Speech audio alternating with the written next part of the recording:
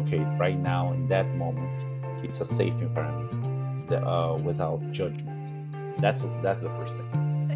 This is Yes. all the hats that we wear, and I'm thinking about your background in human resources and being able to ask questions. More people have to have access to education, that we would have like schools that actually provide, you got to see like what it works. Some dynamics will work really good in an international school, but not necessarily in a bilingual school or not even. Welcome to Premium Quality Ideas, the podcast where innovative educators share ideas that are tried and true and will inspire you. I'm your host, Christina Kottmann, coming to you from beautiful Brazil with 9 years of international teaching experience and a lot of curiosity about the future of education. Today's innovative educator is Bill Freire Ribeiro. He has supported learners in primary and middle schools with various subjects in international and bilingual schools in Brazil. Mr. Bill is known for his smile, his encouraging words, and his ability to connect with struggling students. He loves teaching almost as much as he loves his pet cats, Maya and Gaia. Welcome to the podcast, Mr. Bill. Yay. Well, hi. That's was an awesome introduction. I love it. I'm just thinking about the photos of your cats that I see on Instagram all the time. Yeah, they are awesome. Yeah, I'm really glad to be here. Thank you so much for the invitation. And I really hope that we have a wonderful conversation. Excellent. Well, to jump in, I'm just curious, how did you get started in education? What called you into this adventure? So just to put some context, actually, I didn't start with education at all. When I was deciding like what to do with my life, I decided I just didn't know. So I started with engineering. So I did electric engineering for 4 years and a half, and and then after some inner struggles, I had a moment that that was just not for me, and then I was trying to decide like what I was going to do.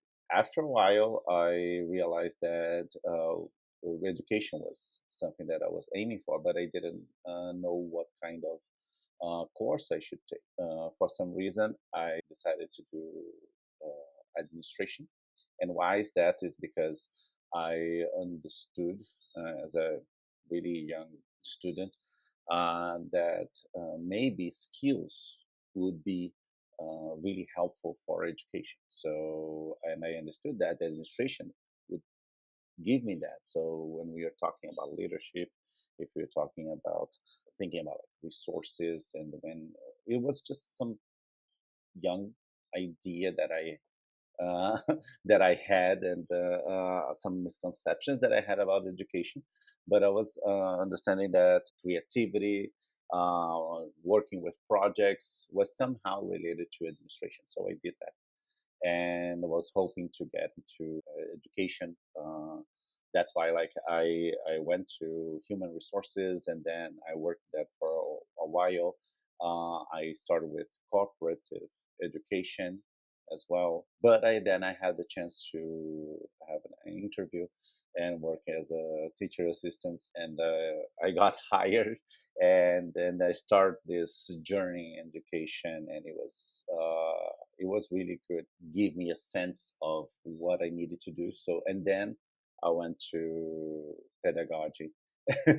So I also have a degree in pedagogy. So I have a degree in administration and also in pedagogy. And then I started like with education in international schools, which is what I'm really connected with, and that's the kind of community that I'm more related nowadays. It's very interesting. And I wonder then, with international and bilingual schools, have you found that there are many challenges in getting to know the students and their families, and especially helping them understand a curriculum that might also be different than the curriculum you grew up with as a student? So for me, it was like I had the chance to see a new curriculum for sure. But one good thing is that I had to learn is that I need to adapt myself like to what from the reality I was in. So I have to educate myself and try to understand the curriculum. And even though it was something that was a little bit different from what I had as a child, I had a great teacher, that is Tamara. That it was just an angel in my life. She's a great friend, and she helped me understand and allow me to develop as a teacher, as a professional, as an educator, and trying to understand like what was important for the curriculum, and what was important to for this the for the students, and then for the family. Luckily, I had some sort of a guide in my life. I had an angel that helped me to go through that to that phase that I initially didn't know so much. Like it was a different area from what I was. I think that helped me a lot. So finding a mentor, finding someone that actually already crossed that journey, I think helps a lot to understand it instead of trying to figure it out the things only by yourself. I would definitely find a mentor that would that would Yeah, help. I could agree with that. I think it's a lot about like when teachers do find a mentor, especially as you're starting, sometimes you're kind of grouped together with a cooperating teacher during pre service. But once you're actually in education, like in the field with your own classroom, it can be really isolating to not know who to go to. So sometimes there's buddy programs where you are with a mentor teacher automatically, but sometimes it's just a friend who you're like, I like your style. I like your style. Let's work together. But it is a lot of trial and error to try to find who your people are within education. Yeah, and that's not only that. Like, if I think if you have the chance to see like how other teachers are, what teachers are doing, like how did they do in classes, it helps you and provides you some sort of a models of how you can do the same, uh, not doing the same thing, but like how can you take that what's good from them and try to apply in your class. I think it helps a lot for some reason. Like I believe, and I think some countries are actually do that with their students, and it's just amazing to see like that.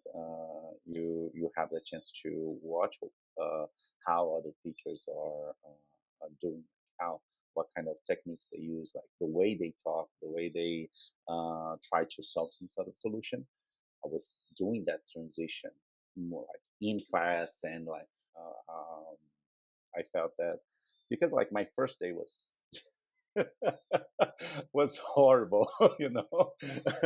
like like if those students knew that I wasn't their palm of their hands, it was looking back. And but after a while, I realized like what to do, how to deal with them, how to connect with those kids, and understanding better the curriculum. Things were making more sense. So I feel that the first time, I just when I got home, I was so exhausted. But I that for new experience, I think and that's what I was trying. Like I was really trying to understand what's going on, and like how can I actually help this teacher and a better professional, a better educator, trying to understand and realize like what those kids needs, like what she needed, and then and to build like this, to build the community that we were developing at that moment.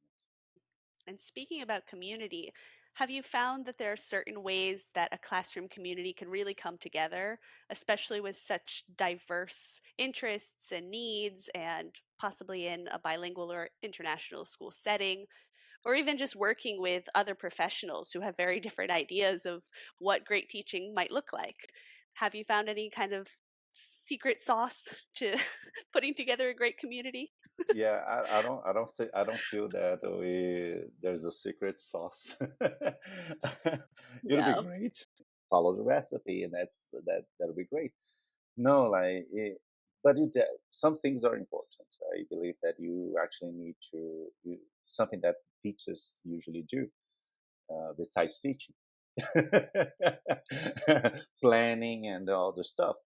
teachers are able to create a structure, and these structures, such as an environment, such activities, it helps them to analyze, to diagnose. It helps them to see like what actually works.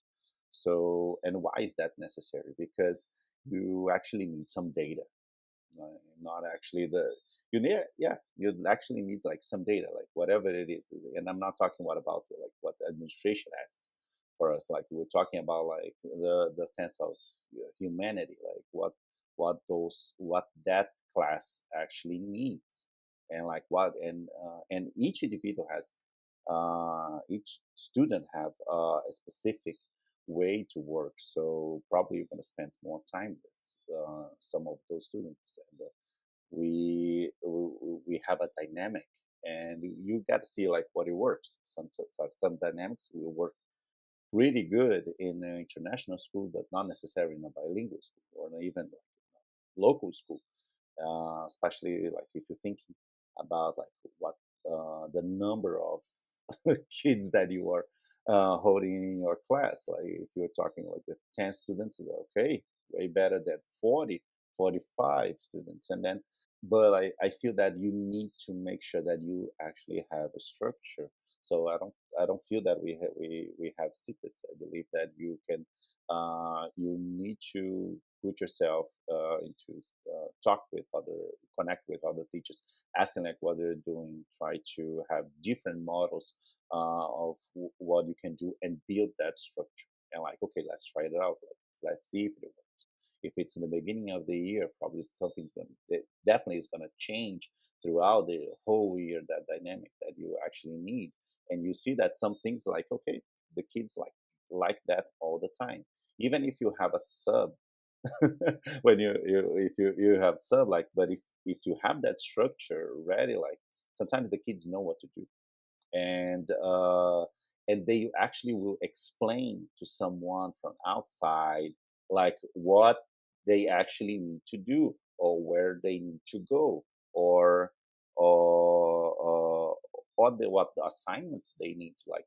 Why is that? Because you build that structure, and that's it, and that's not something easy to do. Structure, I feel that's one element that would help to build community. The other part that I feel that we need to, how much time that you spend with your kids, like with the students that you have, and it's that element. It's kind of tricky, and why is that? Because definitely like the teachers are with them like, the whole time, and but what kind of quality time that we are talking about, kind of quality time that we, of course, there are the teacher moments, but like we're talking about something else. we're, I'm talking about like something that like how you actually going to connect them, to know them. Like if you're talking about younger students sometimes they think that teachers live in school. They're like, oh, like they have no idea like how old you are. They have no idea about like how much actual time like that you spend doing like your work, and they like there are all crazy stories about like what kids they think about the teacher, and when they realize that like sometimes that you when you say something like, oh, like, oh, you like some anime, like they go crazy like, oh my god, you Mhm. like anime, like how is that possible? And Mhm. so that's the quality of time that I'm talking about, like the making this, and not only empathy, I'm talking about like making them realize that you actually you have to make it clear that you're like you're a human being, and and the other part is showing the actually help them to develop the respect, and I feel that is part of the how you're going to structure the conflicts, and it's you have to help to structure that, and that takes time. People don't actually the kids, they don't know how to do that because a lot of emotions is going on, and you have to help them to deal with it. You have to help them to stop and listen to one part, and then the other part will have the chance to talk, and then like you have to come up with some commitment and some solutions. If it helps, great, like right away. If they can if figure it out, like it, that's the best. uh, what could happen, but sometimes that it takes time, sometimes it takes days, and then you have to approach professionals that might help. Like if you have the chance, if your school have the chance to have some counselor, have like a program that actually help with the conflicts, even if we're talking about like student counselors, sometimes they actually manage also this kind of conflicts. They talk to each other because they're pretty similar, the same age, so they talk the same language, and then so it's but the idea like to build this community is this understanding of respect, but realizing I'm talking about just one part of the of that is the conflict.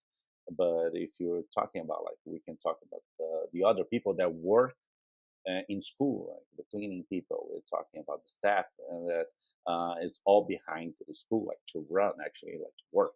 And we're talking about security, we're talking about transport, we're talking about all the teachers from after school.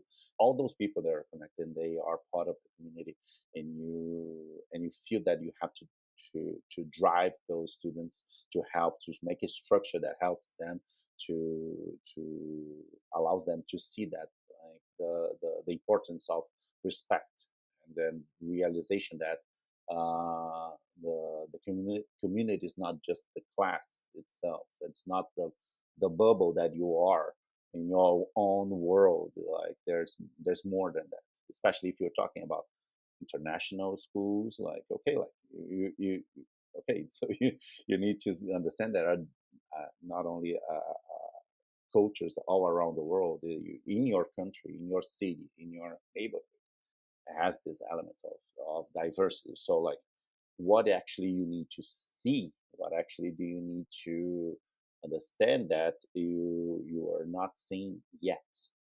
I think that actually I hope I was clear about it. I don't know. No, definitely. I think you're totally right on structure because if you are inflexible about your structure, say you've set it up in the first couple weeks of school and you're saying, this is how my class is going to be. We're going to do these class jobs and we're going to have this amazing situation happening every month. It's going to be amazing.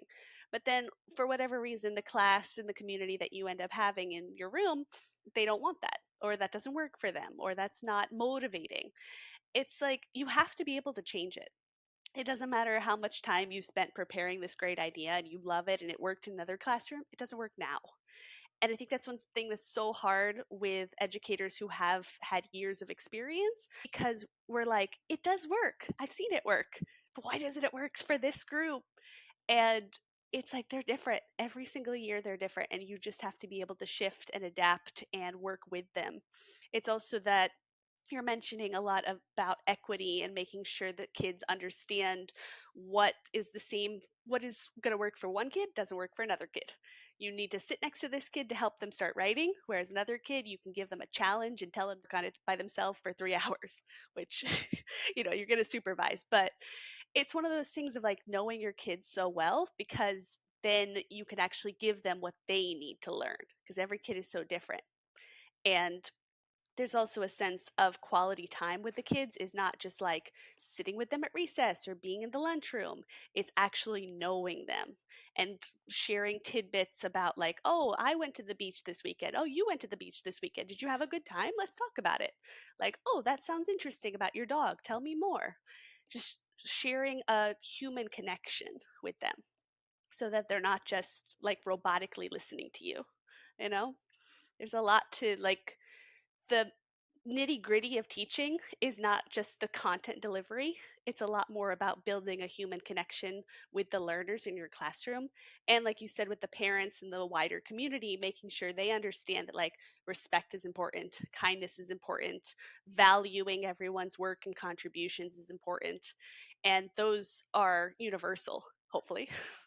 Yeah, yeah, no, yeah, definitely. Like, and it's not only that, but like the teachers also need, I believe, for like we actually need the support. Like if there's any lack of support from like administration, from the parents, you're gonna see probably like some teachers already felt like it's gonna be. it's really, really, really, really difficult. So the struggle and the challenge will be way bigger, and like, and you, and I believe like it is important for teachers to take and be careful with their mental health, especially now, especially now. And so if we're talking about like, okay, building communities, like the teachers need the support necessary to make that structure, to have to allow to have the time to create those conversations, to create those connections, to create relationships not only with the kids but with other staffs and uh, with other teachers, and if it's hard, I believe one of the ideas is to create a community with teachers that allows you to help to have the chance. If it's going to be like in like real time, if it's going to be online, it doesn't matter. But I believe that one good idea is that you can connect with other teachers that if you want, like, if you want to share ideas, if you want to. But I believe that you okay try to create your community and how to help yourself with ideas, solutions, and to trying to figure it out. But like, please take care of your mental health for sure. Yeah. And so much of the mental health discussion is about feeling heard and feeling seen. And by creating so many resources and making so many plans for our students, sometimes if there is a conflict or someone raises a concern, it can feel very personal of like, I spent so much time working on this or planning this unit, or I really care about this idea or want to read this book. And it's like there's a balance of what's most beneficial to the learners, what does the community express concern about, what do you feel connected to, and that's a really hard thing to manage, especially if other teachers in your community are saying, just change it, it's fine, don't worry about it, it's okay, and you've spent a lot of energy and emotion on something. So there's a big balance that needs to happen. But that's one of the reasons why I'm creating Educators at the Cafe, to be a space where people can authentically share and communicate. You need spaces. We need third spaces to feel human and to feel connected to others. And oftentimes, with any profession, you can feel like all you do is work and you never feel heard or seen. And I think often in education, especially after the pandemic, there's a lot of discussion where education just needs to be about catching up, filling the learning gap. And you're not going to fill a learning gap unless you have emotional connections, unless you have relationships, unless you have a structure that allows students to grow and teachers to grow. Yes, and when you're talking about like the sketching up, it's pretty much like what I've seen. But people are really concerned because a lot of things has changed. And one thing that it was funny. I don't know if I told you that is that I'm also in a cloud company. I'm not a clown, but I'm with in a cloud company with friends, and then I help with them with some productions and sometimes projects and other stuff. And one of the presentations they had was inside the school, a public school here in Rio, here, and we went there and we make the presentation, but we talked with students and teachers especially, and the teachers were saying that how difficult it was to after the pandemic, and how uh, was difficult for them to behave, the difference of the it was they were feeling that it was really different from before. So when we're talking about like this, when we were talking about like the support that the teachers needs, like these are one of the things. Like how can we deal with that? Like the teachers cannot solve all the problems. Like, otherwise, we were only going to think that it's the teacher's fault. It's the teacher's this. Why the teachers didn't see something that happened with my child? And like like we need to. I think and, and that's the element of empathy, like trying to understand, like okay, like trying to understand the context behind of all this, and Otherwise, like the teachers will need to plan, organize. They need to take care of the kids. They need to teach the kids how to deal with all this with this world that is already complex, and like make you sure and make that the teachers the only ones, most of them at least, responsible for I think like I think that's the unbalancing, it's kind of unbalancing, and that's why I feel that like the teachers need to create their own community. They need to organize themselves. Like us, like teachers, us, we teachers, we need to have our own social support. Like we need like not only like sometimes the family, sometimes the friends. We also need that, not only like professionally, but like for us, like we definitely. I think it's one of the things. I know that I'm talking a little bit. I'm still talking about the mental health, but it's something that I'm actually seeing that it, that's what is actually working to make sure that we can move on. The struggles that we're dealing every day, like we can endure. We can make sure that things are going to be better. Like if we are close to like to the people that we actually love, to people that will actually help us, the people that actually are your friends, your partners. So create that environment to make sure that you can still move on towards whatever project you're dealing with. That's what I feel like. That's what I feel that it's working for most people. Otherwise, we are still going to see that people are dropping education. Like what's that? That's what's happening. Like nobody wants to be a teacher anymore, and so like okay, well, what are we gonna do? So I feel that we okay. So what I have in my hands right now, what I can communicate right now is that like okay, take care of your mental health, like create your environment with like partners, with friends that actually can help you dealing with throughout the day, can actually help you. Like there are teachers that have children, like so you need you need that support like all the time, like with the struggle. Imagine like having taking hours like several kids, and then you're going to take care of your kids, going to take care of your home. So um, try to find the support. Sometimes it's difficult, but like that's what I seen that what actually worked. There are really good people around there that can actually help you, and I hope that everyone finds it. Yeah. And I think it's also that not only just having a community outside of education so that you can talk about education, because sometimes, we don't want to talk about work, but just so you can feel connected in other ways. Sometimes a job can be a lot, no matter what the profession is, but just recognizing like you do have those human elements, those interests, those personal things that you want to just discuss and talk about, movies, fun, music, whatever it is, that aren't about your job. And your job can Yeah. feel like very overwhelming, especially in a profession that relies a lot on emotional labor, and our caring and our love for our students and a love for the profession. It can become very much attached to our identity. And so you say, like, I am a teacher. And what else are you? Sometimes we Hmm. lose track of that. So Yes. Yeah. it's important. Yeah. Definitely. Like, and it's yeah. What you're saying, like, it's really important because one thing connects with the others, like, and Mhm. definitely, like, you are more than just your profession. I'm thinking about then students. So I know that you are really known for helping students who are struggling, whether that's behaviorally or academically. So thinking about the structure that you mentioned before of like making sure they talk through conflicts and they set up goals for themselves, how have you found that to be really successful with learners? And do you feel like that is something that every teacher really needs to develop, like their own way of handling conflicts, a model that seems to work, and they can adjust and change as needed for different learners? Yeah.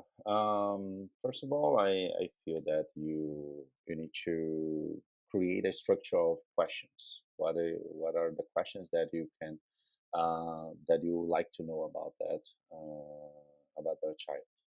So when parents come to me, they usually ask like, "Oh, my my kid needs help with math, and that's not enough.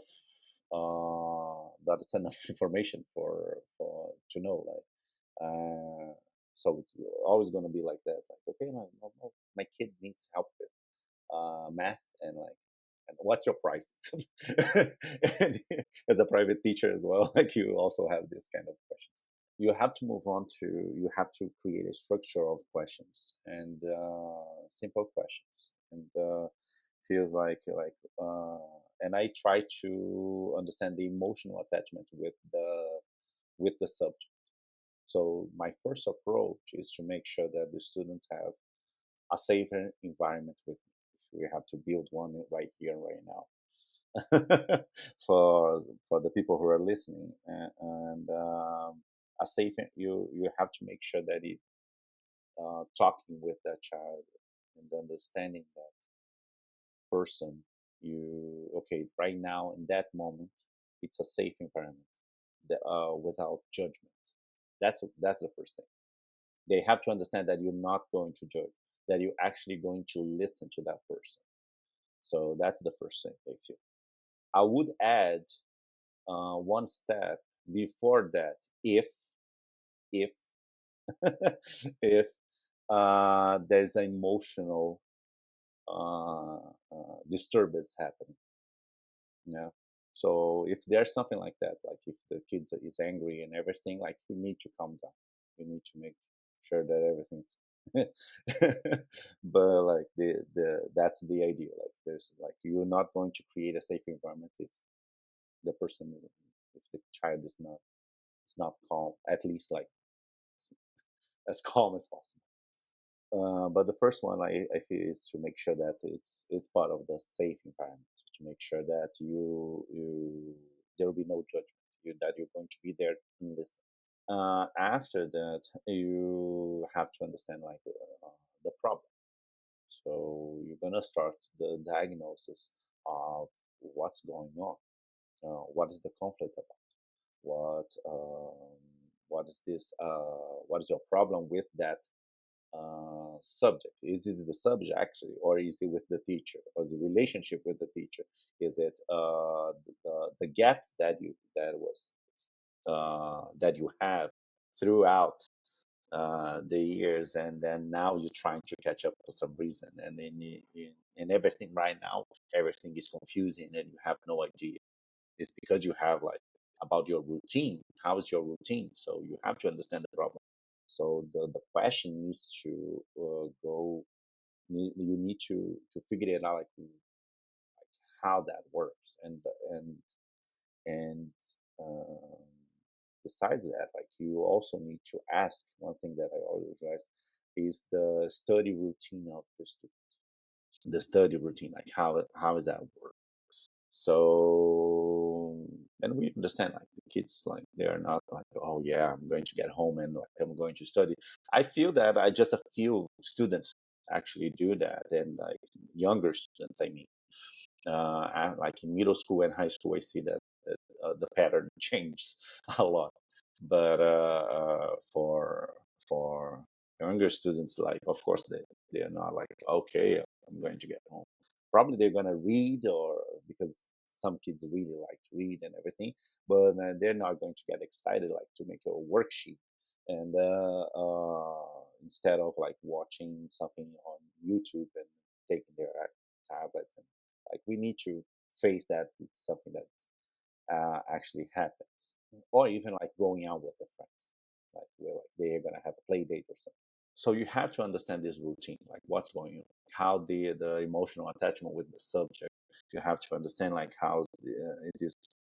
After that, okay, you have some foundations to start to build the structure for this person, for this kid.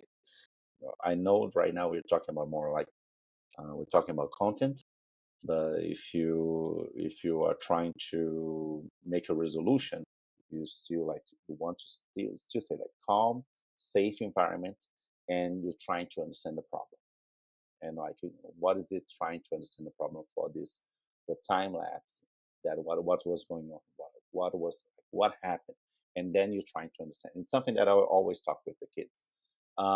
In your perspective, I always use that. in your perspective, what was that for you? Like, what was it like? Tell me what happened in your perspective. And then you're going to stop after that. You're going to stop and going to listen to a different perspective. So you already giving a structure that, okay, in my perspective, this happened. Okay, in this, like, did you listen? And then you have to make sure that you're, okay, what did you understand? In his perspective, in his or her perspective, that happened. Okay, now you, like, let's hear your perspective. What happened? And as you can see, it takes time. And sometimes, like, I always brought the students out of the class to make sure that we have that moment, and then like, so it takes time, and I have the chance to make sure that sometimes in your routine, and that's what I was saying, like, if you have the support, is even better, because, like, if you have someone that can manage those things, if you have someone that can help with this element, the community is will be developed in that. Even having the classroom community where you can step out for a moment to discuss with some students who are having a conflict, and you can trust that your students who are still in the classroom can continue practicing the activity or completing their work or supporting each other with answering questions if someone's like, oh, I don't know where this thing is, because you've set up the routines and the structure in the classroom. And also, it sounds like just being a therapist plus a detective plus a teacher. Like, this is all the hats that we wear. And I'm thinking about your background in human resources and being able to ask questions and really pull out information and prompt ideas in a very supportive way. Like, these skills are so universal. And when people say, like, oh, teaching is just delivering information, it's so much more complex than that. We do a lot of diagnosing and investigating and supporting and collaborating and looking at data and analyzing. It's a lot. So when you're thinking about the skills needed to support a student, whether they're struggling academically or with friendships and social, it's about making sure that you can manage everything, which that's not a skill you learn overnight. You have to have supportive educators, like you were saying about mentors in the beginning, or you have to have had done a lot like background learning, maybe through a course. But you get to a point with your experience where you do have structures, but they might need to be adapted. And it's just a lot of like over and over again having to constantly learn, which is the best thing about a great profession. You get to learn constantly, but it's also very taxing and very draining. Yes, yeah, yeah. And when you were saying before about my human resources background, and that's totally true. And before that, when I was in doing administration, everything, I work with research. So, like, researching, if you develop research, you will learn how to make questions, because and that's really important, and that helped me, of course, to help me with to structure the everything. So people were saying, like, oh, we have to follow everything, all those rules, from to create, to write an article. Yes, because that's it's a step that we need to go through, so we can, not because it's just science, but it's the idea, like, is to develop our thinking. So that actually, like, helped me a lot, for sure, and still it's still something that affects my reality, still affects my practice as an educator. The idea that the students actually needs all those supports, like we have the teachers to also have those supports. We cannot deliver something, and I'm not talking about content. I'm talking about, like, to to do the job that we actually need to do here. So again, I'll come back to the point that we need to take care of our mental health, we need to take care of our physical health as well. Help ourselves, like taking care of our voice, for example. It's yeah, like I right Yeah. now, like just this year, I'm learning about how to take care about my voice, because Mm. since I'm participating with the cloud company that I was talking about, we did a presentation with songs, with folk songs, Brazilian folk songs. And so we need to get ready. So we need to establish a routine to get ready. And I noticed the difference. I noticed the difference about like when I actually practice the exercises. If we are in this professional, that it has its challenges and the demandings and everything. Like we need to have a first. We need to have a structure. I think it's also important when we're building community and we're thinking about it. This idea to understand like that. If you have the chance to have more access about information, try to communicate that to other people that actually don't have the time to select to see and to I feel that's I think that's really helpful to understand that it's a work in progress all the time, that you need to be aware, you need to open your consciousness and to realize that there is a lot of work to do, and even though you're facing challenges, you can try to figure it out in a way. And if you have the chance to help someone else who doesn't have that chance, like try to provide that help to that person. I feel that it makes a big change. Hmm. Yeah, I'm thinking that, schools that really support their teachers in ways that we would want teachers to support their students. They create spaces to gather and value community feedback and support, professional learning, professional development as a continuation instead of for a singular goal at the end of one year. And they create mentorship buddy programs where people learn together and support each other. And these are all the same things we do with our students. So Hmm. in in a classroom in 2050, for example, or if it's not even a classroom, in a learning situation in 2050, what do you kind of envision that it would look like? Okay, we're talking about the future right now. People who actually know me, it's a lot of in my mind.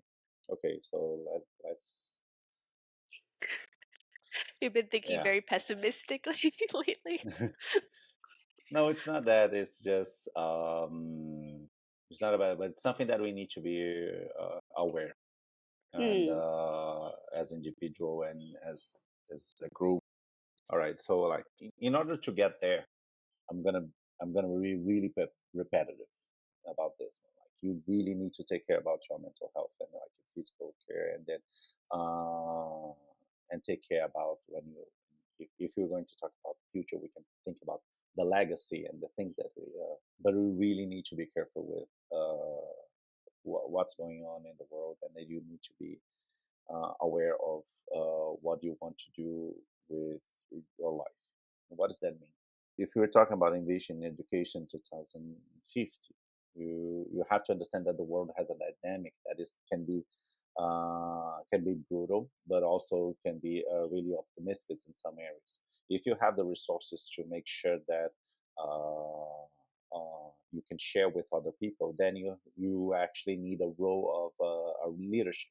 You need to take the really, leadership role and trying to understand to make and cultivate a culture that allows to help teachers and make them organize in a way that will provide different in different areas. Why is that? Because the organizations, the big ones, big ones, and we can talk about even World Economic Forum. They are already there. They are already there. They are making different even reports about. They're already talking about 2030, but we understand that uh, different types of organization, big ones, they already setting how the education is going to be like.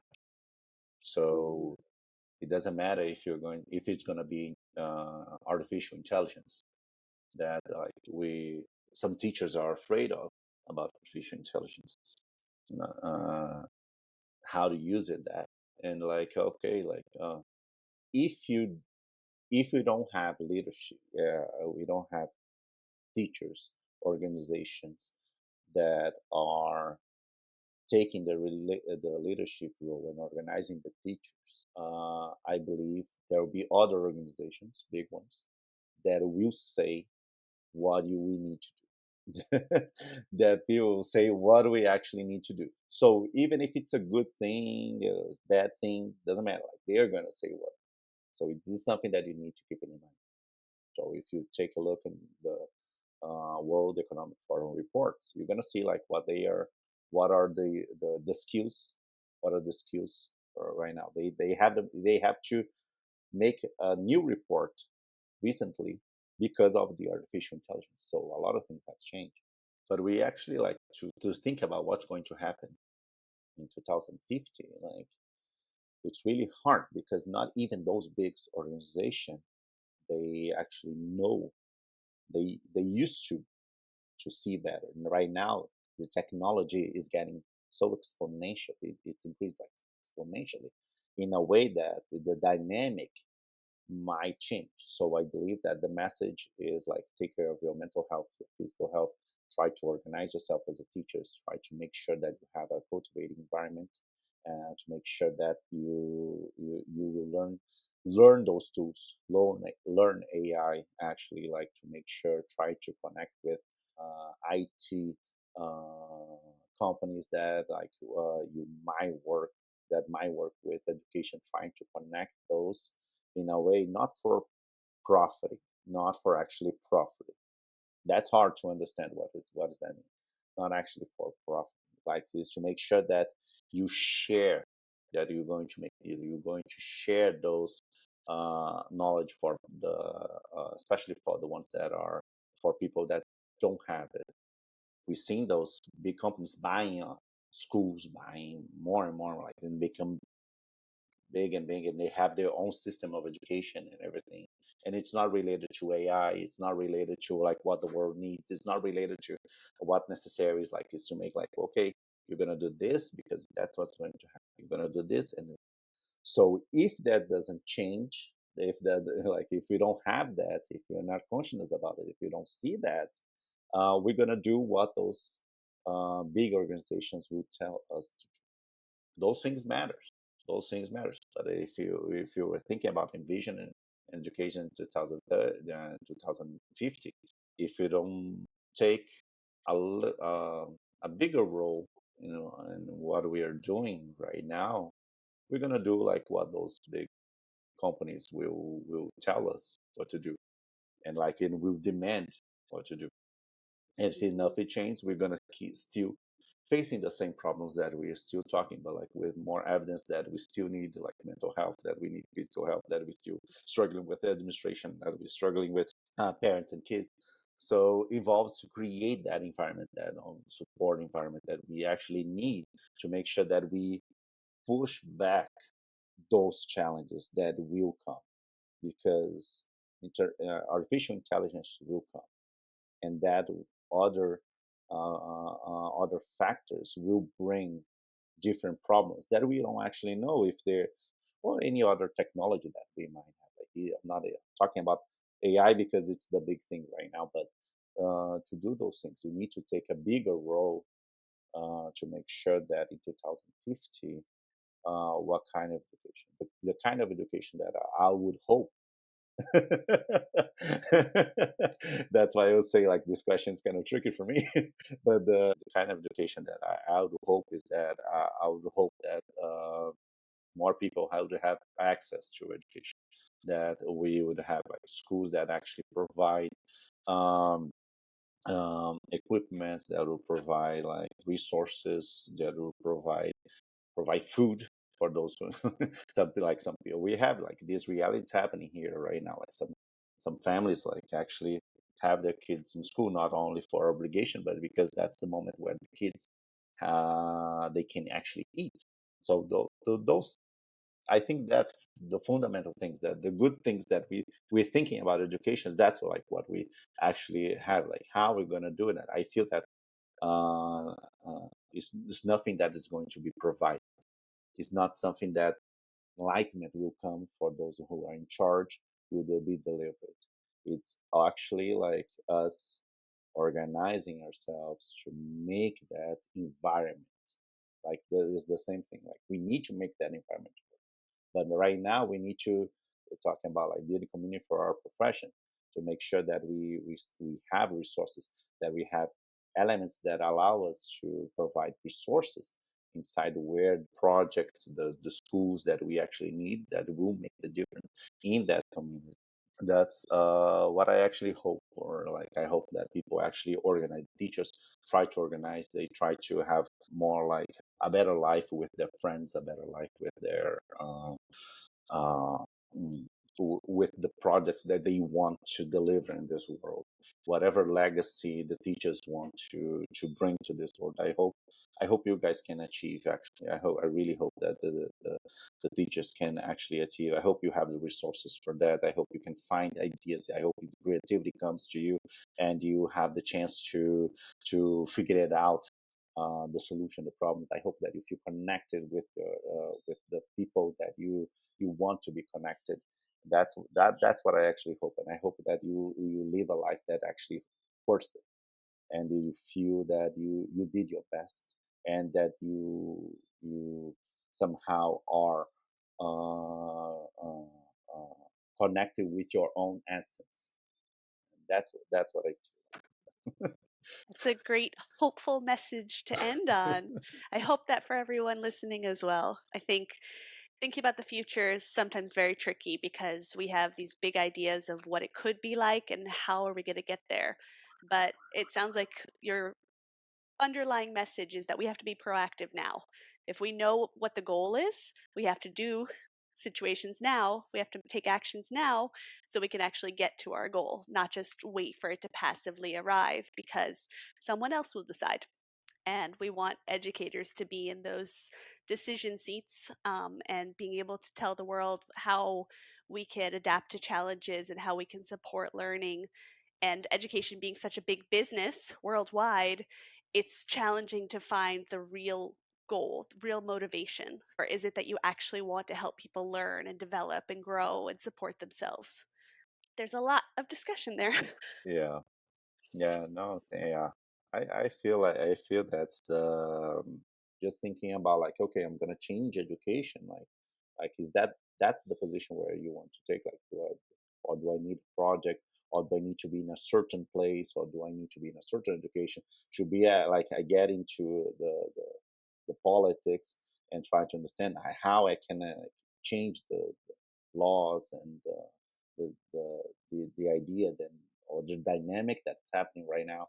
Mm, It is I think there's so many mentor educators who we might not get to work with in a classroom, but we can read about their ideas, so we can share their knowledge. And I know you're a big advocate for reading about education and pedagogy, especially. So I was going to end with a quote from one of our shared heroes of education, Paulo Freire, because I think this book that he wrote with Miles Horton, it's we make the road by walking, conversations on education and social change, because it's a conversation. You just talk back and forth like we're doing now on the podcast about really sink into the sense that you're not alone on this path, like changing education, improving education, as we're trying to do here with educators at the cafe. It's not a singular mission. This is about everyone who cares about transforming education for the better, moving into a vision of 2050 and beyond where educators have a voice and have that support and the community that we hope to provide for our students, for ourselves. And so a lot of it just starts with where have we come from? Who's already laid the path? Who's already done the work? So, Paulo Freire, here's the quote.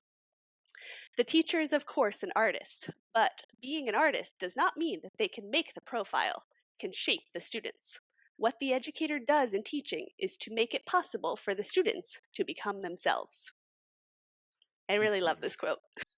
yeah. Fall Frey is amazing. They have like he affected so many teachers around the world, and is just amazing.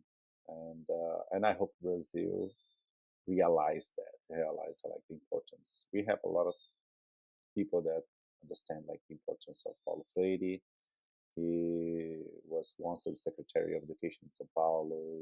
He was a really important person and made uh, not only bring the discussion, but it's just how good it is. And he has another quote. Go for it. Um, it's he says that education does not change the world.